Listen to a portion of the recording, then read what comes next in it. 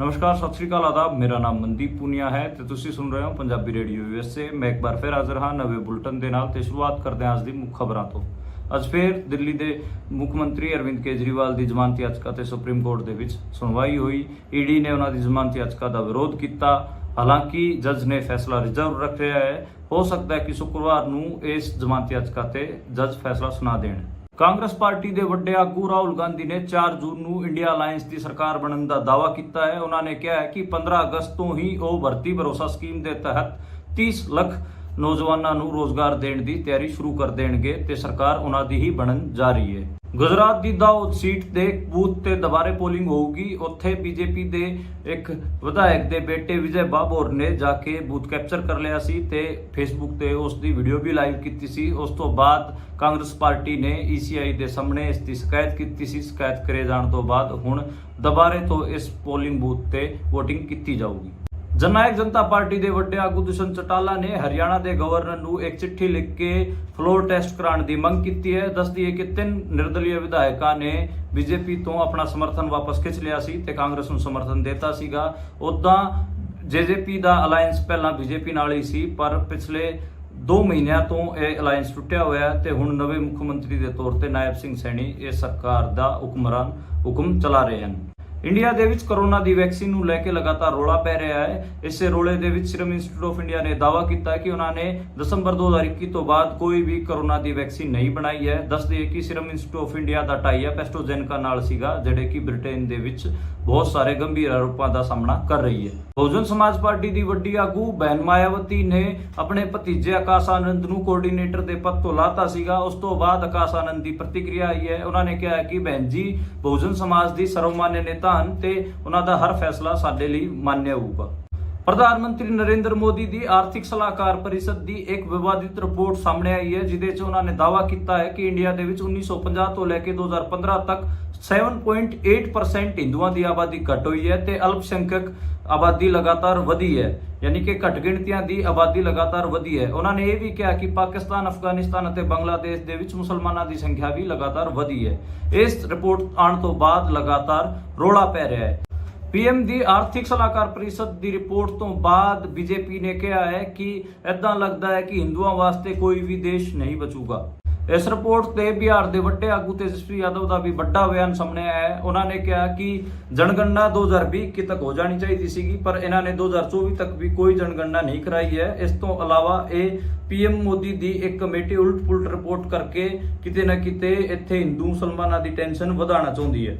Indian Overseas Congress ਦੇ president ਸੈਮ ਪਿਤਰੋਦਾ ਦੇ racist ਬਿਆਨ ਤੋਂ ਬਾਅਦ ਇੰਡੀਆ ਦੇ ਵਿੱਚ ਖਾਸਾ ਰੌਲਾ ਪੈ ਰਿਹਾ ਹੈ, ਜਿਸ ਕਰਕੇ ਸੈਮ ਪਿਤਰੋਦਾ ਨੇ ਆਪਣੇ ਪ੍ਰੈਜ਼ੀਡੈਂਟ ਪੋਸਟ ਤੋਂ ਇਸਤੀਫਾ ਦੇ ਦਿੱਤਾ ਹੈ। ਕਾਂਗਰਸ ਪਾਰਟੀ ਦੇ ਵੱਡੇ ਆਗੂਆਂ ਨੇ ਕਿਹਾ ਹੈ ਕਿ ਉਹ ਸੈਮ ਪਿਤਰੋਦਾ ਦਾ ਨਿੱਜੀ ਬਿਆਨ ਸੀ, ਪਾਰਟੀ ਦਾ ਉਹਦੇ ਨਾਲ ਕੋਈ ਸੰਬੰਧ ਨਹੀਂ ਹੈ। ਤਮਿਲਨਾਡੂ ਦੇ ਸਿਵਕਾਸੀ ਦੇ ਵਿੱਚ ਇੱਕ ਪਟਾਕਾ ਫੈਕਟਰੀ 'ਚ ਅੱਗ ਲੱਗਣ ਕਰਕੇ 8 ਮਜ਼ਦੂਰਾਂ ਦੀ ਮੌਤ ਹੋ ਗਈ ਹੈ ਤੇ ਕਈ ਸਾਰੇ ਮਜ਼ਦੂਰ ਜ਼ਖਮੀ ਹਨ।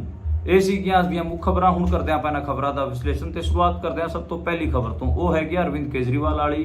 ਅਰਵਿੰਦ ਕੇਜਰੀਵਾਲ ਦੀ ਜ਼ਮਾਨਤ ਯਾਚਕਾ ਤੇ ਪਿਛਲੇ ਕਈ ਦਿਨਾਂ ਤੋਂ ਸੁਪਰੀਮ ਕੋਰਟ ਦੇ ਵਿੱਚ ਲਗਾਤਾਰ ਸੁਣਵਾਈ ਹੋ ਰਹੀ ਹੈ। ਜਸਟਿਸ ਸੰਜੀਵ ਖੰਨਾ ਉਸ ਬੈਂਚ ਦੇ ਹੈੱਡ ਹੈਗਾ, ਜਿਹੜੀ ਬੈਂਚ ਇਸ ਪੂਰੀ ਜ਼ਮਾਨਤ ਯਾਚਕਾ ਤੇ ਸੁਣਵਾਈ ਕਰ ਰਹੀ ਹੈ ਤੇ ED ਵੱਲੋਂ ਤੁਸ਼ਾਰ ਮਹਿਤਾ ਹੋਰੀ ਅਪੀਅਰ ਹੋ ਰਹੇ ਹੈਗੇ ਤੇ ਉਹ ਲਗਾਤਾਰ ਇਹ ਕਹਿ ਰਹੇ ਨੇ ਕਿ ਇਹ ਕੋਈ ਵੀ ਕਨਸਟੀਟਿਊਸ਼ਨਲ ਰਾਈਟ ਨਹੀਂ ਹੈਗਾ ਕਿ ਕਿਸੇ ਨੂੰ ਤੁਸੀਂ ਚੋਣ ਪ੍ਰਚਾਰ ਕਰਨ ਵਾਸਤੇ ਜ਼ਮਾਨਤ ਦੇ ਦਿਓ ਤੇ ਇਹਨਾਂ ਤਾਂ ਕਨਸਟੀਟਿਊਸ਼ਨਲ ਰਾਈਟ ਹੈ ਨਾ ਇਹ ਕੋਈ ਡਿਊਟੀ ਹੈ, ਨਾ ਕੋਈ ਫੰਡਾਮੈਂਟਲ ਰਾਈਟ ਹੈ। ਇਹ ਕੁਝ ਵੀ ਨਹੀਂ ਹੈਗਾ। ਤੁਸੀਂ ਕਿਸੇ ਨੂੰ ਵੀ ਸਿਰਫ ਚੋਣ ਪ੍ਰਚਾਰ ਕਰਨ ਵਾਸਤੇ ਜ਼ਮਾਨਤ ਨਹੀਂ ਦੇ ਸਕਦੇ।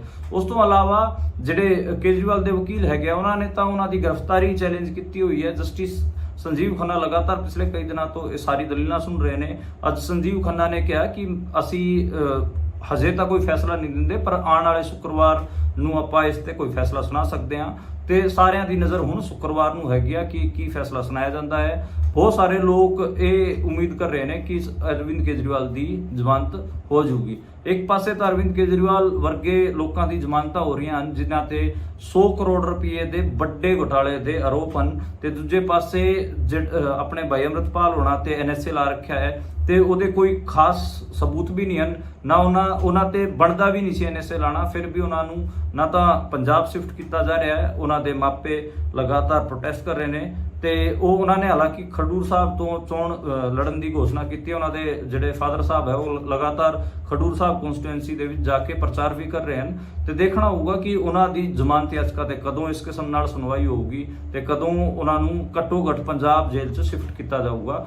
ਹਜੇ ਇਸ ਸਾਰੇ ਮਾਮਲੇ ਤੇ ਤੁਸੀਂ ਇਹਨੂੰ ਕੰਟਰਾਸਟ ਮੈਂ ਇਸ ਕਰਕੇ ਕ੍ਰੀਏਟ ਕਰ ਰਿਹਾ ਕਿਉਂਕਿ ਪੰਜਾਬ ਦੇ ਵਿੱਚ ਭਗਵੰਤ ਮਾਨ ਉਹਨਾਂ ਦੀ ਸਰਕਾਰ ਹੈ, ਅਰਵਿੰਦ ਕੇਜਰੀਵਾਲ ਦੀ ਪਾਰਟੀ ਆਮ ਆਦਮੀ ਪਾਰਟੀ ਦੀ ਸਰਕਾਰ ਹੈ ਤੇ ਉੱਥੇ ਪੰਜਾਬ ਦੇ ਵਿੱਚ ਇੱਕ ਪੋਲੀਟੀਕਲ ਪ੍ਰਿਜ਼ਨਰ ਯਾਨੀ ਕਿ ਆਪਾਂ ਜੇ ਇਹ ਵੀ ਮੰਨ ਲਈਏ ਕਿ ਭਾਈ ਅੰਮ੍ਰਿਤਪਾਲ ਸਿੰਘ ਨੇ ਕੋਈ ਗੁਨਾਹ ਕੀਤਾ ਸੀਗਾ ਤੇ ਉਹਨੂੰ ਆਪਾਂ ਪੋਲੀਟੀਕਲ ਪ੍ਰਿਜ਼ਨਰ ਵਾਂਗ ਤਾਂ ਟ੍ਰੀਟ ਕਰਾਂਗੇ ਨਾ, ਉਹਨੂੰ ਤੁਸੀਂ ਹਾਰਡਕੋਰ ਕ੍ਰਿਮੀਨਲ ਵਾਂਗ ਥੋੜੀ ਨਾ ਟ੍ਰੀਟ ਕਰ ਸਕਦੇ ਹੋ ਤੇ ਉਹਦਾ ਜਿਹੜਾ ਇੱਕ ਪੂਰਾ ਟ੍ਰਾਇਲ ਵੀ ਚੱਲਣਾ ਹੈਗਾ। ਚਲ ਆਪਾਂ ਇਹ ਵੀ ਮੰਨ ਲੈਂਦਾ ਕਿ ਉਹਨਾਂ ਦਾ ਇੱਕ ਟ੍ਰਾਇਲ ਚੱਲੇ ਸਹੀ ਤਰੀਕੇ ਨਾਲ, ਉਹ ਪੰਜਾਬ 'ਚ ਚੱਲੂਗਾ ਫਿਰ ਅਸਮ ਦੇ ਵਿੱਚ ਚੱਲੂਗਾ। ਡਿਬਰੂਗੜ੍ਹ ਉਹਨਾਂ ਨੂੰ ਜੇਲ੍ਹ 'ਚ ਕਿਉਂ ਬੰਦ ਕੀਤਾ ਤੇ ਕੀ ਉਹਨਾਂ ਤੇ NSA ਬਣਦਾ ਸੀਗਾ? ਮੈਨੂੰ ਲੱਗਦਾ ਕਿ ਉਹਨਾਂ ਤੇ NSA ਨਹੀਂ ਬਣਦਾ ਸੀਗਾ ਤੇ ਇਸੇ ਕਰਕੇ ਮੈਂ ਕੰਟਰਾਸਟ ਡਰਾਅ ਕਰ ਰਿਹਾ ਕਿ ਦੋ ਪੋਲੀਟੀਕਲ ਪ੍ਰਿਜ਼ਨਰ ਤੁਸੀਂ ਦੇਖੋ, ਇੱਕ ਅਰਵਿੰਦ ਕੇਜਰੀਵਾਲ ਤੇ ਇੱਕ ਭਾਈ ਅੰਮ੍ਰਿਤਪਾਲ ਸਿੰਘ। ਜਿਹੜਾ ਭਾਈ ਅੰਮ੍ਰਿਤਪਾਲ ਸਿੰਘ ਨਾਲ ਆਮ ਆਦਮੀ ਪਾਰਟੀ ਵਾਲਿਆਂ ਨੇ ਕੀਤਾ, BJP ਵਾਲਿਆਂ ਨੇ ਕੀਤਾ, ਉਹੀ ਸਾਰਾ ਕੁਝ ਦਿੱਲੀ ਦੇ ਵਿੱਚ ਆਮ ਆਦਮੀ ਪਾਰਟੀ ਵਾਲਿਆਂ ਨਾਲ BJP ਵਾਲੇ ਕਰ ਰਹੇ ਨੇ।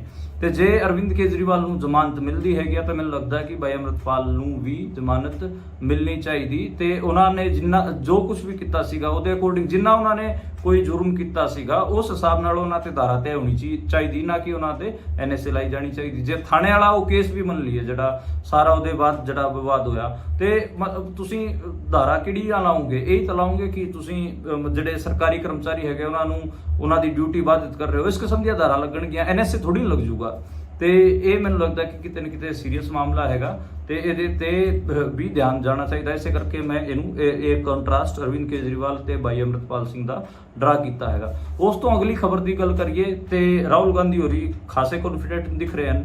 ਪਹਿਲੇ ਫੇਜ਼ ਤੱਕ ਤਾਂ ਉਹ ਕਿਤੇ ਨਾ ਕਿਤੇ ਡਾਊਨ ਸੀਗੇ, ਕੋਈ ਇਲੈਕਸ਼ਨ ਕੈਂਪੇਨ ਕਰਨ ਵੀ ਨਹੀਂ ਨਿਕਲ ਰਹੇ ਸੀਗੇ, ਪਰ ਜਦੋਂ ਤੋਂ ਹੀ ਫਸਟ ਫੇਜ਼ ਅਤੇ ਸੈਕਿੰਡ ਫੇਜ਼ 'ਚ VOTING % ਘਟ ਰਹੀ ਹੈ ਉਦੋਂ ਤੋਂ ਉਸ ਤੋਂ ਬਾਅਦ ਹੀ ਜਿਹੜੇ ਰਾਹੁਲ ਗਾਂਧੀ ਹੋਰੀ ਹੈਗੇ ਉਹ ਜ਼ਿਆਦਾ ਐਕਟਿਵ ਨਜ਼ਰ ਆ ਰਹੇ ਨੇ ਤੇ ਰਾਹੁਲ ਗਾਂਧੀ ਨੇ ਇੱਕ ਬਿਆਨ ਵੀ ਜਾਰੀ ਕਰਕੇ ਕਿਹਾ ਹੈ ਕਿ ਅਸੀਂ 4 ਜੂਨ ਨੂੰ ਇੰਡੀਆ ਅਲਾਈਅੰਸ ਵਾਲੇ ਆਪਣੀ ਸਰਕਾਰ ਬਣਾ ਰਹੇ ਹਾਂ ਤੇ ਸਾਡੀ ਜਿਹੜੀ ਪਹਿਲੀ ਪ੍ਰਾਇੋਰਟੀ ਰਹੂਗੀ ਉਹ ਹੈਗੀ ਆ ਭਰਤੀ ਸਕੀਮ। ਅਸੀਂ ਪਹਿਲੀ ਨੌਕਰੀ ਪੱਕੀ ਭਰਤੀ ਤੇ ਉਹਨਾਂ ਨੇ ਕਿਹਾ ਕਿ ਅਸੀਂ 30 ਲੱਖ ਨੌਜਵਾਨਾਂ ਨੂੰ ਪੱਕੀ ਨੌਕਰੀਆਂ ਦੇਵਾਂਗੇ ਤੇ ਉਹਦਾ ਸਾਰਾ ਜਿਹੜਾ ਕੰਮਕਾਜ ਹੈਗਾ ਉਹ ਅਸੀਂ 15 ਅਗਸਤ ਤੋਂ ਹੀ ਸ਼ੁਰੂ ਕਰ ਦੇਵਾਂਗੇ। ਤੇ ਰਾਹੁਲ ਗਾਂਧੀ ਕਿਤੇ ਨਾ ਕਿਤੇ ਬਹੁਤ ਜ਼ਿਆਦਾ ਕੌਨਫੀਡੈਂਟ ਵੀ ਦਿਖ ਰਹੇ ਨੇ, ਕਈ ਵਾਰ ਓਵਰ ਕੌਨਫੀਡੈਂਸ ਵੀ ਝਲਕ ਰਿਹਾ ਹੁੰਦਾ ਹੈ, ਪਰ ਹੁਣ ਕਿਤੇ ਨਾ ਕਿਤੇ ਇੰਡੀਆ ਅਲਾਈਅੰਸ ਦਾ ਵੀ ਇੱਕ ਕਹਿ ਸਕਦੇ ਹਾਂ ਕਿ ਆਪਾਂ ਇਲੈਕਸ਼ਨ ਆਪਾਂ ਨੂੰ ਉੱਠਦਾ ਹੋਇਆ ਦਿਖ ਰਿਹਾ ਹੈ। ਪਰ ਇੱਕ ਚਿੰਤਾਜਨਕ ਚੀਜ਼ ਹੋਰ ਹੋਈ, ਇੰਡੀਆ ਦਾ ਜਿਹੜਾ ਇਲੈਕਸ਼ਨ ਹੈ ਉਹ ਲਗਾਤਾਰ ਕਮਨਲ ਹੁੰਦਾ ਜਾ ਰਿਹਾ ਹੈ, ਲਗਾਤਾਰ ਹਿੰਦੂ ਮੁਸਲਮਾਨ ਵਾਲੇ ਮਾਮਲੇ ਤੇ ਨਿਕਲ ਕੇ ਆ ਰਿਹਾ। ਉਹਦਾ ਇੱਕ ਰੀਜ਼ਨ ਮੈਂ ਦੱਸਦਾ, ਇੱਕ ਖਬਰ ਬਈ ਪਹਿਲਾਂ ਮੈਂ ਖਬਰ ਦੱਸ ਦਿੰਦਾ ਫਿਰ ਉਸ ਤੋਂ ਬਾਅਦ ਉਹਦਾ ਵਿਸ਼ਲੇਸ਼ਣ ਆਪਾਂ ਕਰਾਂਗੇ। ਖਬਰ ਇਹ ਹੈ ਕਿ PM ਦੀ ਆਰਥਿਕ ਸਲਾਹਕਾਰ ਪਰਿਸ਼ਦ ਨੇ ਇੱਕ ਰਿਪੋਰਟ ਜਾਰੀ ਕੀਤੀ ਹੈ ਜਿਹਦੇ 'ਚ ਉਹਨਾਂ ਨੇ ਕਿਹਾ ਕਿ 1950 ਤੋਂ ਲੈ ਕੇ 2015 ਤੱਕ ਇੰਡੀਆ ਦੇ ਵਿੱਚ 7.8% ਹਿੰਦੂ ਆਬਾਦੀ ਘਟ ਹੋਈ ਹੈ ਤੇ 43% ਜਿਹੜੀ ਮੁਸਲਮਾਨ ਆਬਾਦੀ ਹੈ ਉਹਦੇ ਵਿੱਚ ਇਨਕਰੀਜ਼ ਹੋਇਆ ਹੈ। ਬਾਕੀ ਸਿੱਖਾਂ, ਬੁੱਧਾਂ ਅਤੇ ਜੈਨਾਂ ਦੀ ਪਾਪੂਲੇਸ਼ਨ ਦੇ ਵਿੱਚ ਵੀ ਉਹਨਾਂ ਨੇ ਇਨਕਰੀਜ਼ ਦੱਸਿਆ ਹੈ ਤੇ ਸਿਰਫ ਜੋ ਡਿਕਰੀਜ਼ ਦੱਸਿਆ ਉਹ ਹਿੰਦੂਆਂ ਦੀ ਪਾਪੂਲੇਸ਼ਨ ਦੇ ਵਿੱਚ ਦੱਸਿਆ। ਤੇ ਇਹਦਾ ਮਤਲਬ ਇਹ ਹੈ ਕਿ ਜੇ ਇੰਡੀਆ ਦੀ ਜਿੰਨੀਆਂ ਵੀ ਮਾਈਨੋਰਿਟੀ ਹੈਗੀਆਂ ਉਹਨਾਂ ਦੀ ਤਾਂ ਪਾਪੂਲੇਸ਼ਨ ਵਧ ਰਹੀ ਹੈ ਪਰ ਹਿੰਦੂਆਂ ਦੀ ਘਟ ਰਹੀ ਹੈ। ਇਸ ਕਿਸਮ ਦੀ ਕੰਟਰੋਵਰਸ਼ੀਅਲ ਰਿਪੋਰਟ ਇਲੈਕਸ਼ਨਾਂ ਦੇ ਦੌਰਾਨ ਰਿਲੀਜ਼ ਕੀਤੀ ਗਈ ਹੈ। ਕਿਤੇ ਨਾ ਕਿਤੇ ਇਹ ਇੰਡੀਅਨ ਇਲੈਕਸ਼ਨ ਨੂੰ ਮਾਈਨੋਰਿਟੀ ਵਰਸਸ ਮੈਜੋਰਿਟੀ ਬਣਾਉਣ ਦੀ ਕੋਸ਼ਿਸ਼ ਹੈਗੀ ਆ। ਮਾਈਨੋਰਿਟੀਜ਼ ਦੀ ਜਿਹੜੀ ਮਾਈਨੋਰਿਟੀਜ਼ ਦੀ ਇਨਕਰੀਜ਼ ਹੁੰਦੀ ਪਾਪੂਲੇਸ਼ਨ ਦਾ ਡਰ ਦਿਖਾ ਕੇ ਮੈਜੋਰਿਟੀ ਤੋਂ ਵੋਟਾਂ ਲੈਣਾ ਚਾਹੁੰਦੀ ਹੈ BJP ਸਰਕਾਰ ਤੇ ਇਹ ਜਿਹੜਾ ਫੀਅਰ ਕ੍ਰੀਏਟ ਕਰਨ ਦੀ ਕੋਸ਼ਿਸ਼ ਹੈ ਇਹ ਕਿਤੇ ਨਾ ਕਿਤੇ ਇਸ ਇਲੈਕਸ਼ਨ ਨੂੰ ਕਮਨਲ ਬਣਾਉਂਦਾ ਜਾ ਰਿਹਾ ਹੈ। ਆਪਾਂ ਪ੍ਰਧਾਨ ਮੰਤਰੀ ਨਰਿੰਦਰ ਮੋਦੀ ਦੇ ਬਿਆਨਾਂ ਦੀ ਗੱਲ ਕਰ ਲਈਏ, ਆਪਾਂ ਅਮਿਤ ਸ਼ਾਹ ਦੇ ਬਿਆਨਾਂ ਦੀ ਗੱਲ ਕਰ ਲਈਏ, ਉਹ ਲਗਾਤਾਰ ਕਮਨਲ ਹੁੰਦੇ ਜਾ ਰਹੇ ਨੇ। ਹਾਲਾਂਕਿ ਜਿਹੜਾ India the election commission of India ECI ਹੈ ਯਾਨੀ ਕਿ ਜਿਹੜਾ ਚੋਣ ਆਯੋਗ ਹੈ ਉਹ ਤਾਂ ਸੁੱਤਾ ਹੋਇਆ ਹੈ, ਉਹਨੂੰ ਕੋਈ ਜਗਾਉਣ ਵਾਲਾ ਨਹੀਂ। ਉਹ ਇਹ ਜਿਹੜੇ ਸਾਰੀ ਕਮਨਲ ਹਰਕਤਾਂ ਹੋ ਰਹੀਆਂ ਨੇ ਇਹਦੇ ਤੇ ਕੋਈ ਵੀ ਇੱਕ ਕਹਿ ਲਈਏ ਕਿ ਕੋਈ ਵੀ ਕਾਰਵਾਈ ਨਹੀਂ ਕਰ ਰਹੀਆਂ। ਜਦੋਂ ਤੋਂ ਇਹ ਰਿਪੋਰਟ ਇਹਨਾਂ ਨੇ PM ਦੀ ਕਮੇਟੀ ਨੇ ਰਿਲੀਜ਼ ਕੀਤੀ ਉਸ ਤੋਂ ਬਾਅਦ BJP ਨੇ ਇੱਕ ਨਵਾਂ ਮੁੱਦਾ ਬਣਾ ਲਿਆ। BJP ਕਹਿ ਰਹੀ ਹੈ ਕਿ ਸਾਊਥ ਏਸ਼ੀਆ ਦੇ ਵਿੱਚ ਹਿੰਦੂਆਂ ਵਾਸਤੇ ਕੋਈ ਵੀ ਮੁਲਕ ਨਹੀਂ ਬਚੂਗਾ ਜਿਸ ਹਿਸਾਬ ਨਾਲ ਹਿੰਦੂਆਂ ਦੀ ਪਾਪੂਲੇਸ਼ਨ ਘਟ ਰਹੀ ਹੈ ਤੇ ਕਮ ਹੋ ਰਹੀ ਹੈ ਲਗਾਤਾਰ, ਜਿੰਨੀ ਕਮ ਹੋ ਰਹੀ ਹੈ ਇਸ ਹਿਸਾਬ ਨਾਲ ਤਾਂ ਇੰਡੀਆ ਪੂਰੇ ਸਾਊਥ ਏਸ਼ੀਆ ਦੇ ਵਿੱਚ ਵੀ ਕੋਈ ਮੁਲਕ ਨਹੀਂ ਬਚੂਗਾ। ਇਸ ਰਿਪੋਰਟ ਦੇ ਵਿੱਚ ਇਹ ਵੀ ਲਿਖਿਆ ਗਿਆ ਹੈ ਕਿ ਜਿਹੜੇ ਸਾਡੇ ਪੜੋਸੀ ਮੁਲਕ ਹੈਗੇ ਅਫਗਾਨਿਸਤਾਨ, ਪਾਕਿਸਤਾਨ, ਬੰਗਲਾਦੇਸ਼, ਇੱਥੇ ਮੁਸਲਮਾਨਾਂ ਦੀ ਪਾਪੂਲੇਸ਼ਨ ਵਧੀ ਹੈ। ਠੀਕ ਹੈ ਕਿ ਤੁਸੀਂ ਆਪਣੀ ਪਾਪੂਲੇਸ਼ਨ ਦੱਸਣੀ ਹੁੰਦੀ ਹੈ, ਤੁਸੀਂ ਪੜੋਸੀਆਂ ਦੀ ਪਾਪੂਲੇਸ਼ਨ ਨਾਲ ਕੀ ਕਰਨਾ। ਇਹ ਜਿਹੜਾ ਇੱਕ ਸਾਊਥ ਏਸ਼ੀਆ ਦੀ ਜਿਹੜੀ ਜੀਓਗ੍ਰਾਫੀ ਹੈ ਉਹਦੇ ਵਿੱਚ ਇਹ ਦਰਸਾਉਣ ਦੀ ਕੋਸ਼ਿਸ਼ ਕਰਨਾ ਕਿ ਇੱਥੇ ਤਾਂ ਮੁਸਲਮਾਨਾਂ ਦੀ ਆਬਾਦੀ ਵਧ ਰਹੀ ਹੈ ਤੇ ਮੁਸਲਮਾਨ ਹਿੰਦੂਆਂ ਵਾਸਤੇ ਖਤਰਾ ਹੈ ਗਿਆ, ਤੇ ਹੋਰ ਮਾਈਨੋਰਟੀ ਈਵਨ ਸਿੱਖਾਂ ਦੀ, ਬੌਧਾਂ ਦੀ, ਜੈਨਾਂ ਦੀ, ਇਹਨਾਂ ਦੀ ਪਾਪੂਲੇਸ਼ਨ ਇਹਨਾਂ ਨੇ ਵਧੀ ਹੋਈ ਦਿਖਾ ਕੇ ਇਹ ਕਹਿਣ ਦੀ ਕੋਸ਼ਿਸ਼ ਕੀਤੀ ਹੈ ਕਿ ਦੇਖੋ ਮਾਈਨੋਰਟੀਜ਼ ਦੀ ਲਗਾਤਾਰ ਪਾਪੂਲੇਸ਼ਨ ਇਨਕਰੀਜ਼ ਹੋ ਰਹੀ ਹੈ ਤੇ ਹਿੰਦੂਆਂ ਦੀ ਘਟ ਰਹੀ ਹੈ, ਤੇ ਇਸ ਹਿਸਾਬ ਨਾਲ ਹਿੰਦੂਆਂ ਦਾ ਵਾਸਤੇ ਤਾਂ ਕੋਈ ਮੁਲਕ ਹੀ ਨਹੀਂ ਬਚੂਗਾ। ਇਸ ਕਿਸਮ ਦਾ ਜਿਹੜਾ ਇੱਕ ਪੂਰਾ ਨੈਰੇਟਿਵ ਬੀਜੇਪੀ ਤਿਆਰ ਕਰ ਰਹੀ ਹੈ। ਇਹਦੇ ਤੇ ਜਿਹੜਾ ਆਪਾਂ ਕਹੀਏ ਕਿ ਇੰਡੀਅਨ ਪੋਲਿਟਿਕਸ ਦੇ ਵਿੱਚ ਸਭ ਤੋਂ ਸਟੀਕ ਜਿਹਨੇ ਜਵਾਬ ਦਿੱਤਾ ਹੈ ਉਹ ਦਿੱਤਾ ਤੇਜਸਵੀ ਯਾਦਵ ਨੇ। ਤੇਜਸਵੀ ਯਾਦਵ ਲਾਲੂ ਪ੍ਰਸਾਦ ਯਾਦਵ ਦਾ ਮੁੰਡਾ ਹੈਗਾ ਤੇ ਬਿਹਾਰ ਦਾ ਵੱਡਾ ਆਗੂ ਬਣ ਕੇ ਉੱਭਰਿਆ ਹੈ ਉਹ, ਤੇ ਉੱਥੇ ਆਪਣੀ ਪਾਰਟੀ ਆਰਜੇਡੀ ਨੂੰ ਲੀਡ ਕਰਿਆ। ਉਹਨੇ ਕਿਹਾ ਹੈ ਕਿ ਇਸ ਸਰਕਾਰ ਨੇ ਸਾਲ 2020-21 ਤੱਕ ਜਿਹੜੀ ਜਨਗਣਨਾ ਕਰਾਣੀ ਸੀਗੀ, ਹਰ 10 ਸਾਲ ਬਾਅਦ ਇੰਡੀਆ ਦੇ ਵਿੱਚ ਪਾਪੂਲੇਸ਼ਨ ਦੀ ਕਾਊਂਟਿੰਗ ਹੁੰਦੀ ਹੈ ਜਿਹਨੂੰ ਜਨਗਣਨਾ ਜਾਂ ਸੈਂਸਸ ਵੀ ਕਹਿੰਦੇ ਆ, ਤੇ ਉਹ 2011 ਦੇ ਵਿੱਚ ਆਖਰੀ ਵਾਰ ਹੋਇਆ ਸੀਗਾ, ਉਸ ਤੋਂ ਪਹਿਲਾਂ 2001 ਚ ਹੋਇਆ ਸੀ। ਹਰ 10 ਸਾਲ ਦੇ ਪੀਰੀਅਡ ਬਾਅਦ ਇਹ ਜਿਹੜੀ ਜਨਗਣਨਾ ਹੁੰਦੀ ਸੀਗੀ, ਪਰ ਇਹਨਾਂ ਨੇ 2020-21 ਚ ਨਹੀਂ ਕਰਾਈ, ਤੇ ਕਹਿੰਦੇ ਉਸ ਟਾਈਮ ਇਹਨਾਂ ਨੇ ਕਿਹਾ ਕਿ ਕਰੋਨਾ ਫੈਲਿਆ ਹੋਇਆ ਇਸ ਕਰਕੇ ਅਸੀਂ ਨਹੀਂ ਕਰਾਈ, ਤੇ ਇਹਨਾਂ ਨੇ 2024 ਤੱਕ ਵੀ ਉਹ ਜਿਹੜੀ ਇੰਡੀਆ ਦੇ ਪੋਪੂਲੇਸ਼ਨ ਦੀ ਕਾਊਂਟਿੰਗ ਉਹ ਨਹੀਂ ਕਰਾਈ। ਤੇ ਤੇਜਸਵੀ ਯਾਦਵ ਕਹਿ ਰਿਹਾ ਕਿ ਇਹਨਾਂ ਨੇ 2024 ਤੱਕ ਤਾਂ ਕੋਈ ਕਾਊਂਟਿੰਗ ਨਹੀਂ ਕਰਾਈ, ਤੇ ਹੁਣ ਇਹ ਇਸ ਕਿਸਮ ਦੀ ਕੰਟਰੋਵਰਸ਼ੀਅਲ ਰਿਪੋਰਟ ਲੈ ਕੇ ਆ ਰਹੇ ਨੇ ਜਿਹਦਾ ਇਹ ਨਹੀਂ ਪਤਾ ਕਿ ਇਹਦਾ ਸਿਰ ਪੈਰ ਕੀ ਹੈ, ਇਹਨਾਂ ਨੇ ਕਿਵੇਂ ਇਹ ਡਾਟਾ ਕੱਢੇ ਹੈਗੇ। ਜਦੋਂ ਪਾਪੂਲੇਸ਼ਨ ਦੀ ਗਿਣਤੀ ਤੁਸੀਂ ਨਹੀਂ ਕਰਾ ਰਹੇ ਹੋ, ਫਿਰ ਇਸ ਕਿਸਮ ਦੇ ਡਾਟਾ ਤੁਸੀਂ ਕਿੱਥੇ ਕੱਢ ਕੇ ਲੈ ਕੇ ਆਏ ਹੋ, ਤੇ ਤੁਸੀਂ ਇਲੈਕਸ਼ਨ ਨੂੰ ਕਮਨਲ ਬਣਾਉਣ ਵਾਸਤੇ ਇਸ ਕਿਸਮ ਦੀਆਂ ਸੰਘੀਆਂ ਤੋਂ ਇਸ ਕਿਸਮ ਦੀਆਂ ਰਿਪੋਰਟਾਂ ਤਿਆਰ ਕਰਾ ਰਹੇ ਹੋ ਤਾਂ ਕਿ ਇੱਥੇ ਹਿੰਦੂ ਮੁਸਲਮਾਨ ਹੋ ਸਕੇ। ਮੈਨੂੰ ਲੱਗਦਾ ਕਿ ਤੇਜਸਵੀ ਯਾਦਵ ਹੋ ਰਹੇ ਉਹਦੇ ਜਿਹੜੇ ਫਾਦਰ ਸਾਹਿਬ ਸੀਗੇ ਲਾਲੂ ਪ੍ਰਸਾਦ ਯਾਦਵ, ਉਹ ਵੀ ਬਹੁਤ ਸਟਰੋਂਗ ਕਿਤੇ ਨਾ ਕਿਤੇ ਜਿਹੜੇ ਮਾਈਨੋਰਿਟੀਜ਼ ਦੇ ਪੱਖ 'ਚ ਖੜੇ ਹੁੰਦੇ ਸੀਗੇ, ਤੇ ਜਿਹੜਾ ਕਮਨਲ ਏਜੰਡਾ ਹੁੰਦਾ ਸੀਗਾ ਸੰਘ ਪਰਿਵਾਰ ਦਾ ਉਹਦੇ ਉਲਟ ਭੁਗਤਦੇ ਸੀਗੇ, ਉਹਦੇ ਉਲਟ ਬੋਲਦੇ ਸੀਗੇ ਹਮੇਸ਼ਾ। ਇਸੇ ਹਿਸਾਬ ਨਾਲ ਜਿਹੜਾ ਤੇਜਸਵੀ ਯਾਦਵ ਹੈ ਉਹ ਇਹ ਮੁੰਡਾ ਵੀ ਲਗਾਤਾਰ ਉਸੇ ਤਰੀਕੇ ਨਾਲ ਤਿਆਰ ਹੋ ਰਿਹਾ ਹੈ। ਉੱਦਾਂ ਤਾਂ ਮੈਂ ਕਈ ਵਾਰ ਕਹਿੰਦਾ ਕਿ ਜਿਹੜੇ ਇੰਡੀਆ ਦੇ ਪੋਲੀਟੀਸ਼ੀਅਨਸ ਹੈਗੇ ਸਾਰਿਆਂ ਨੇ ਆਪਣੇ ਮੁੰਡੇ ਜਿਹੜੇ ਹੈਗੇ ਆ ਉਹ ਬਾਹਰ ਯੂਨੀਵਰਸਿਟੀਆਂ ਦੇ ਵਿੱਚ, ਬਾਹਰਲੇ ਮੁਲਕ ਦੀਆਂ ਯੂਨੀਵਰਸਿਟੀਆਂ ਦੇ ਵਿੱਚ ਪੜ੍ਹਨ ਵਾਸਤੇ ਭੇਜਦੇ। ਕਿਸੇ ਨੇ US ਦੀ ਯੂਨੀਵਰਸਿਟੀਆਂ 'ਚ ਭੇਜਤਾ ਸੀਗਾ, ਕਿਸੇ ਨੇ ਇੰਗਲੈਂਡ ਦੀ ਯੂਨੀਵਰਸਿਟੀਆਂ ਦੇ ਵਿੱਚ ਭੇਜਤੇ। ਸਿਰਫ ਲਾਲੂ ਪ੍ਰਸਾਦ ਯਾਦਵ ਇੱਦਾਂ ਦਾ ਪੋਲੀਟੀਸ਼ੀਅਨ ਸੀਗਾ ਜਿਹਨੇ ਆਪਣਾ ਮੁੰਡਾ ਕਿਤੇ ਵੀ ਪੜ੍ਹਨ ਨਹੀਂ ਭੇਜਿਆ। ਉਹਨੇ ਕਿਹਾ ਕਿ ਤੂੰ ਇੱਥੇ ਹੀ ਰਹਿ ਕ੍ਰਿਕਟ ਖੇਡ। ਲਾਲੂ ਪ੍ਰਸਾਦ ਯਾਦਵ ਦਾ ਮੁੰਡਾ ਕ੍ਰਿਕਟ ਖੇਡਦਾ ਹੁੰਦਾ ਸੀਗਾ, ਰਣਜੀ ਦਾ ਪਲੇਅਰ ਰਿਹਾ, ਅੰਡਰ 19 ਦਾ ਵੀ ਪਲੇਅਰ ਰਿਹਾ, IPL ਦੇ ਵਿੱਚ ਵੀ ਸੀਗਾ, ਤੇ ਉਸ ਤੋਂ ਉਹਨੂੰ ਕਿਤੇ ਬਾਹਰ ਨਹੀਂ ਭੇਜਿਆ। ਤੇ 9ਵੀਂ ਉਹ ਜਿਹੜਾ ਲਾਲੂ ਯਾਦਵ ਦਾ ਮੁੰਡਾ 9ਵੀਂ ਫੇਲ ਹੋ ਗਿਆ ਸੀਗਾ, ਉਹਨੂੰ ਆਪਣੇ ਇੱਥੇ ਬਿਹਾਰ ਦੇ ਵਿੱਚ ਹੀ ਰੱਖਿਆ, ਇੰਡੀਆ ਦੇ ਵਿੱਚ ਤੁਰਨ ਫਿਰਨ ਦਿੱਤਾ। ਉਸ ਕਰਕੇ ਜਿਹੜੀ ਉਹਦੀ ਜਰਨਲ ਸਾਇੰਸ ਹੈਗੀ ਆ, ਭਾਵੇਂ ਉਹਦੇ ਕੋਲ MA PhD ਦੀ ਵਰਗੀਆਂ ਡਿਗਰੀਆਂ ਨਾ ਹੋਣ, ਪਰ ਲੋਕਾਂ 'ਚ ਕੀ ਚੱਲ ਰਿਹਾ, ਅਸਲ 'ਚ ਪੋਲੀਟੀਕਲ ਸਟੈਂਡ ਕੀ ਹੋਣਾ ਚਾਹੀਦਾ, ਉਹ ਕਿਤੇ ਨਾ ਕਿਤੇ ਤੇਜਸਵੀ ਯਾਦਵ ਦਾ ਸਭ ਤੋਂ ਜ਼ਿਆਦਾ ਆਪਾਂ ਕਹਿ ਸਕਦੇ ਹਾਂ ਇਸ ਟਾਈਮ ਇੰਡੀਆ ਦੇ ਵਿੱਚ ਸਭ ਤੋਂ ਸਟਰੋਂਗਲੀ ਜੇ ਆਪਾਂ ਕਹੀਏ ਪੋਲੀਟੀਕਲ ਕੰਟੈਂਡਰ ਇੰਡੀਆ ਦੇ ਵਿੱਚ ਕੋਈ ਬਣ ਕੇ ਉੱਭਰ ਰਿਹਾ, ਖਾਸ ਕਰ ਸੈਂਟਰਲ ਇੰਡੀਆ ਦੇ ਵਿੱਚ ਹਿੰਦੀ ਬੈਲਟ 'ਚ, ਉਹ ਤੇਜਸਵੀ ਯਾਦਵ ਹੈਗਾ। ਤੇਜਸਵੀ ਯਾਦਵ ਦਾ ਜਿਹੜਾ ਪੋਲੀਟੀਕਲ ਸੈਂਸ ਹੈ ਉਹ ਕਿਤੇ ਨਾ ਕਿਤੇ ਬਹੁਤ ਜ਼ਿਆਦਾ ਮੈਚੁਰ ਹੈ। ਉਹਦਾ ਰੀਜ਼ਨ ਮੈਂ ਦੱਸ ਹੀ ਚੁੱਕਿਆ, ਉਹਨੂੰ ਇੱਥੇ ਤੁਰਨ ਫਿਰਨ ਦਿੱਤਾ ਗਿਆ, ਤੇ ਲਾਲੂ ਯਾਦਵ ਨੇ ਕੋਈ ਫੈਂਸੀ ਡਿਗਰੀ ਵਾਸਤੇ ਦਾ ਮੋਹ ਨਹੀਂ ਰੱਖਿਆ। ਠੀਕ ਹੈ, ਜੇ ਉਹਨੂੰ ਵੀ ਫੇਲ ਹੈਗਾ ਤਾਂ ਫੇਲ ਹੈਗਾ, ਪਰ ਉਹਨੂੰ ਜਿੰਨੀ ਨੌਲੇਜ ਹੈਗੀ ਆ ਉਹ ਮੈਨੂੰ ਲੱਗਦਾ ਕਿ ਬਾਕੀ ਦੇ ਜਿਹੜੇ ਬਾਹਰ ਪੜ੍ਹ ਕੇ ਆਏ ਹੋਏ ਆ ਉਹਨਾਂ ਨੂੰ ਨਹੀਂ ਹੈਗੀ ਆ। ਤੇ ਮੈਂ ਵੀ ਇੱਕ ਵਾਰ ਗੱਲ ਕੀਤੀ ਸੀ ਅੱਧੇ ਘੰਟੇ, ਮੈਂ ਬਹੁਤ ਜਿੰਨੀਆਂ ਵੀ ਪੋਲੀਟੀਕਲ ਟਰਮਾਂ ਉਹਦੇ ਅੱਗੇ ਸਾਲੀਆਂ ਘੱਟ ਗਿਣਤੀਆਂ ਦੀ ਹੋਊਗੀ ਜਾਂ ਫਿਰ ਮੈਜੋਰਿਟੀ ਵਾਲੀ ਹੋਊਗੀ ਜਾਂ ਫਿਰ ਡੈਮੋਕ੍ਰੇਸੀ, ਡਿਕਟੇਟਰਸ਼ਿਪ, ਜਿੰਨੀਆਂ ਵੀ ਟਰਮਾਂ ਤੇ ਮੈਂ ਗੱਲ ਕੀਤੀਆਂ ਪੋਲੀਟੀਕਲ ਟਰਮਾਂ ਤੇ, ਈਵਨ ਮੈਂ ਲੈਫਟ ਰਾਈਟ ਸਾਰੇ ਕਿਸਮ ਦੀਆਂ ਚੀਜ਼ਾਂ ਤੇ ਗੱਲ ਕੀਤੀਆਂ, ਉਸ ਬੰਦੇ ਦੀ ਇੰਨੀ ਕਲੀਅਰਿਟੀ ਸੀਗੀ ਸਾਰੇ ਚੀਜ਼ਾਂ ਤੇ ਕਿਤੇ ਨਾ ਕਿਤੇ ਲੱਗਦਾ ਕਿ ਉਹ ਇਸੇ ਕਰਕੇ ਹੈਗਾ। ਇਸੇ ਕਰਕੇ ਜਿਹੜੀ ਕਮਨਲ ਪੋਲਿਟਿਕਸ ਹੈ ਮੋਦੀ ਹੋਰਾਂ ਦੀ, ਉਹਦਾ ਸਭ ਤੋਂ ਸਟਰੋਂਗ ਵਿਰੋਧੀ ਕੋਈ ਬਣ ਕੇ ਉੱਭਰ ਰਿਹਾ ਤੇ ਉਹ ਤੇਜਸਵੀ ਯਾਦਵ ਬਣ ਕੇ ਉੱਭਰ ਰਿਹਾ। ਉਸ ਤੋਂ ਜਿਹੜੀ ਅਗਲੀ ਖਬਰ ਦੀ ਆਪਾਂ ਗੱਲ ਕਰੀਏ ਉਹ ਹੈਗੀ ਆ ਗੁਜਰਾਤ ਦੇ ਵਿੱਚ ਜਿਹੜੀ EVM ਇੱਕ ਬੰਦੇ ਨੇ ਪੂਰੀ ਹੈਕ ਕੀਤੀ ਸੀਗੀ ਤੇ ਈਵਨ ਬੂਥ ਕੈਪਚਰ ਕਰ ਲਿਆ ਸੀਗਾ। ਬੀਜੇਪੀ ਦਾ ਦਾਊਦ ਇੱਕ ਸੀਟ ਪੈਂਦੀ ਹੈ, ਲੋਕ ਸਭਾ ਦੀ ਸੀਟ ਹੈਗੀ ਗੁਜਰਾਤ ਦੇ ਵਿੱਚ, ਬੇਸਿਕਲੀ ਭੀਲ ਆਦਿਵਾਸੀਆਂ ਦੀ ਸੀਟ ਹੈਗੀ। ਮੈਂ ਵੀ ਉੱਥੇ ਜਾ ਕੇ ਆਇਆ ਸੀਗਾ ਤੇ ਉੱਥੇ ਬੀਜੇਪੀ ਦਾ ਇੱਕ MLA ਹੈਗਾ ਤੇ ਉਹਦਾ ਮੁੰਡਾ ਹੈਗਾ ਵਿਜੇ ਬਾਂਬੋਰ, ਉੱਥੇ ਵੱਡਾ ਬਦਮਾਸ਼ ਵੀ ਹੈਗਾ। ਉਹ ਇੱਕ ਪੋਲਿੰਗ ਬੂਥ ਦੇ ਵਿੱਚ ਵੜਦਾ ਹੈਗਾ ਤੇ ਉੱਥੇ ਉਹ ਫੇਸਬੁੱਕ ਲਾਈਵ ਚਲਾ ਦਿੰਦਾ ਉਹਦਾ ਕੋਈ ਗੁਰਗਾ, ਤੇ ਉਹ ਫੋਨ ਹੱਥ 'ਚ ਫੜ ਲੈਂਦਾ ਤੇ ਐਦਾਂ ਈਵੀਐਮ ਨੂੰ ਫੜ ਕੇ ਕਹਿੰਦਾ ਕਿ ਇਹ ਤਾਂ ਮੇਰੇ ਬਾਪ ਦੀ ਹੈਗੀ ਆ, ਤੇ ਉੱਥੇ ਬੂਥ ਨੂੰ ਕੈਪਚਰ ਕਰਦਾ ਹੈ ਤੇ ਉਹਦੀ ਫੇਸਬੁੱਕ ਤੇ ਉਹਦੀ ਲਾਈਵ ਵੀਡੀਓ ਬਣਾ ਰਿਹਾ ਸੀਗਾ। ਉਹ ਵੀਡੀਓ ਬਹੁਤ ਸਾਰੇ ਲੋਕਾਂ ਨੇ ਡਾਊਨਲੋਡ ਕਰ ਲਈ, ਕਾਂਗਰਸ ਵਾਲਿਆਂ ਨੇ ਵੀ ਡਾਊਨਲੋਡ ਕਰ ਲਈ, ਬਾਅਦ 'ਚ ਉਹਨੇ ਮੁੰਡੇ ਨੇ ਤਾਂ ਡਿਲੀਟ ਕਰ ਦਿੱਤੀ ਕਿਉਂਕਿ ਪ੍ਰੈਸ਼ਰ ਪਿਆ ਬੀਜੇਪੀ ਵੱਲੋਂ, ਪਰ ਕਾਂਗਰਸ ਵਾਲਿਆਂ ਨੇ ਉਹ ਵੀਡੀਓ ਲੈ ਕੇ ਸ਼ਿਕਾਇਤ ਦਰਜ ਕਰਾਤੀ ECI ਅੱਗੇ, ਤੇ ECI ਨੇ ਕਿਹਾ ਹੈ ਕਿ ਉਸ ਬੂਥ ਤੇ ਦੁਬਾਰੇ VOTING ਹੋਊਗੀ।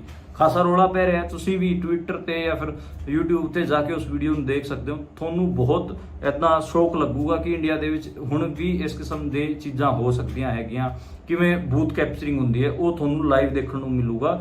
ਵਿਜੇ ਬਾਂਬੋਰ ਕਰਕੇ ਦਾਊਦ ਲਿਖ ਕੇ ਤੁਸੀਂ ਸਰਚ ਮਾਰੋਗੇ ਤਾਂ ਉਹਦੀ ਪੂਰੀ ਵੀਡੀਓ ਆ ਜਾਊਗੀ, ਜਿਹਦੇ 'ਚ ਉਹ ਕਿਤੇ ਨਾ ਕਿਤੇ EVM ਆਪਣੇ ਹੱਥ 'ਚ ਫੜੀ ਹੋਇਆ ਹੈ ਤੇ ਬੂਥ ਨੂੰ ਕੈਪਚਰ ਕਰੀ ਫਿਰਦਾ ਹੈਗਾ। ਹਾਲਾਂਕਿ ਹੁਣ ਬੈਕ ਸਟੈਪ ਤੇ ਹੈਗਾ, ਉਹਦੀ ਗ੍ਰਿਫਤਾਰੀ ਵੀ ਹੋ ਸਕਦੀ ਹੈ ਮੁੰਡੇ ਦੀ, ਤੇ ਉੱਥੇ ਦੁਬਾਰੇ ਇਲੈਕਸ਼ਨ ਹੋ ਰਿਹਾ ਹੈ। ਉਸ ਤੋਂ ਜਿਹੜੀ ਅਗਲੀ ਖਬਰ ਦੀ ਗੱਲ ਕਰੀਏ ਉਹ ਹੈਗੀ ਆ ਹਰਿਆਣਾ ਦਾ ਜਿਹੜਾ ਪੂਰਾ ਸਿਆਸੀ ਉਠਾ ਪਟਕ ਚੱਲ ਰਿਹਾ ਉਹਦੇ ਬਾਰੇ। ਜਨਨਾਇਕ ਜਨਤਾ ਪਾਰਟੀ JJP ਦਾ ਜਿਹੜਾ ਵੱਡਾ ਆਗੂ ਹੈਗਾ ਦੁਸ਼ਯੰਤ ਚੌਟਾਲਾ, ਜਿਹੜਾ ਕਿ ਪਹਿਲਾਂ ਹੁਣ ਤਾਂ ਸਾਬਕਾ ਡਿਪਟੀ CM ਹੋ ਗਿਆ, ਪਹਿਲਾਂ BJP ਦਾ ਅਲਾਈਅੰਸ ਪਾਰਟਨਰ ਸੀਗਾ, ਸਰਕਾਰ ਵੀ ਚਲਾਈ। ਹੁਣ ਉਹਨੇ ਰਾਜਪਾਲ ਜਿਹੜਾ ਹਰਿਆਣਾ ਦਾ ਗਵਰਨਰ ਹੈ ਉਹਨੂੰ ਚਿੱਠੀ ਲਿਖ ਕੇ ਮੰਗ ਕੀਤੀ ਹੈ ਕਿ ਜਿਹੜਾ ਹਰਿਆਣਾ ਦੇ ਵਿੱਚ ਜਿਹੜੀ ਸਰਕਾਰ ਹੈ ਉਹ ਅਲਪ ਮਤ ਦੇ ਵਿੱਚ ਹੈ, ਯਾਨੀ ਕਿ ਉਹਦੀ ਮੈਜੋਰਿਟੀ ਨਹੀਂ ਹੈ, ਤੇ ਤੁਸੀਂ ਫਲੋਰ ਟੈਸਟ ਕਰਾਓ। ਹੁਣ 4.5 ਸਾਲ ਤਾਂ ਤੂੰ ਉਹਨਾਂ ਦੀ ਗੋਦ 'ਚ ਬੈਠਿਆ ਸੀਗਾ ਤੇ ਤੈਨੂੰ ਉਹਨਾਂ ਨੇ ਲਾਤ ਮਾਰ ਕੇ ਬਾਹਰ ਕੱਢਦਾ, ਤਾਂ ਤੂੰ ਹੁਣ ਕਹਿ ਰਿਹਾ ਕਿ ਫਲੋਰ ਟੈਸਟ ਕਰਾਓ।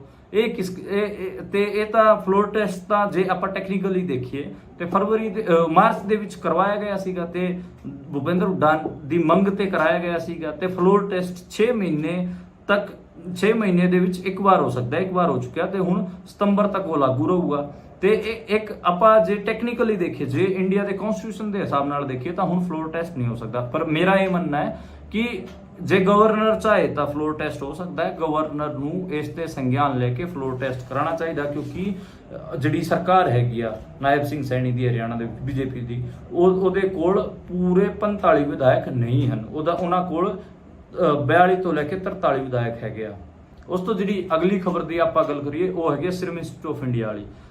ਕਰੋਨਾ ਆਪਾਂ ਨੂੰ ਸਾਰਿਆਂ ਨੂੰ ਯਾਦ ਹੈਗਾ, ਕਰੋਨਾ ਦੇ ਵਿੱਚ ਆਪਾਂ ਨੂੰ 2 ਵੈਕਸੀਨਾਂ ਦੇ ਟੀਕੇ ਵੀ ਲੱਗੇ ਸੀਗੇ, ਤੇ ਜਿਹੜੇ ਟੀਕੇ ਲੱਗੇ ਸੀ, ਜਿਸ ਕੰਪਨੀ ਨੇ ਟੀਕੇ ਬਣਾਏ ਸੀ ਇੰਡੀਆ ਦੇ ਵਿੱਚ, ਉਹਦਾ ਨਾਮ ਹੈਗਾ ਸਿਰਮ ਇੰਸਟੀਚਿਊਟ ਆਫ ਇੰਡੀਆ। ਉਹਦਾ ਟਾਈ ਅਪ ਸੀਗਾ ਐਸਟ੍ਰਾਜੈਨੇਕਾ ਨਾਲ ਤੇ ਆਕਸਫੋਰਡ ਯੂਨੀਵਰਸਿਟੀ ਨਾਲ।